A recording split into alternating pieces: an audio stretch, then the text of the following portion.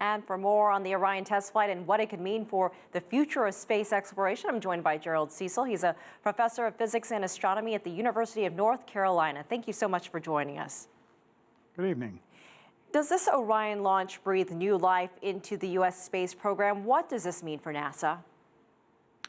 Well, this is the first test flight of a brand new spacecraft for NASA that will, as the report said, eventually bring astronauts first to the International Space Station and then ultimately, we hope, to the moon and beyond. How far do you think we are realistically from human exploration of Mars and asteroids? There have been some target dates associated with this. They're saying 2018 there could be humans. Are those realistic? Well, the dates are the next unmanned flight of Orion will be 2018. They don't anticipate a crewed flight until 2022. Which would be a flight around the moon, reproducing some of the aspects of the Apollo 8 mission more than 50 years ago. The first flight to go to a destination that's not around the moon would be the flight to an asteroid, which would be in 2025. You know, we've seen some amazing space accomplishments in recent weeks around the world. You have Hayabusa in Japan to Europe's Rosetta orbiter, and now you have this. What do you make of all of this? A lot of these projects were years in the making. It seems like they're all blossoming at the same time. What does this say for what's happening around the world? Well, it says that space continues to be very important and captures the imagination of people, not just the scientists and engineers working on this. And I think what we're seeing is we're going to more and more interesting destinations. I mean, the landing on the comet was just spectacular.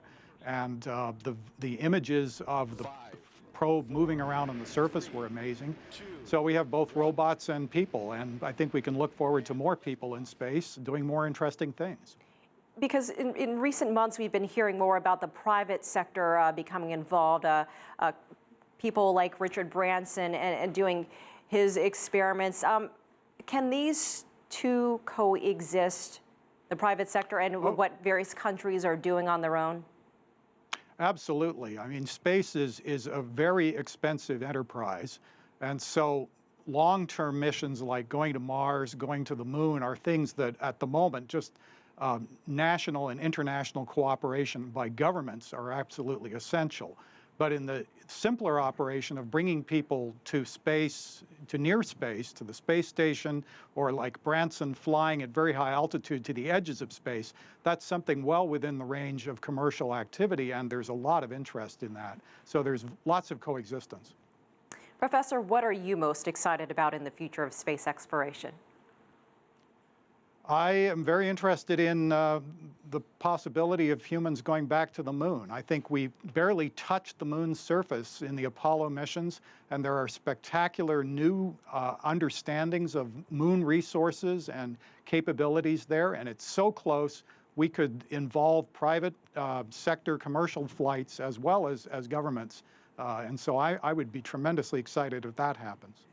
And we've already seen cooperation, obviously, with the International Space Station, but because, as you mentioned, it's so expensive, do you see even more cooperation and partnerships amongst different countries? Yes, I do. And the space station operations have been extended now for a few years into the 2020s now. And I mean, an obvious partner to get into this would be China. And we're waiting with lots of interest to see if China does participate. All right, Gerald Cecil joining us from North Carolina. Thank you so much for your time.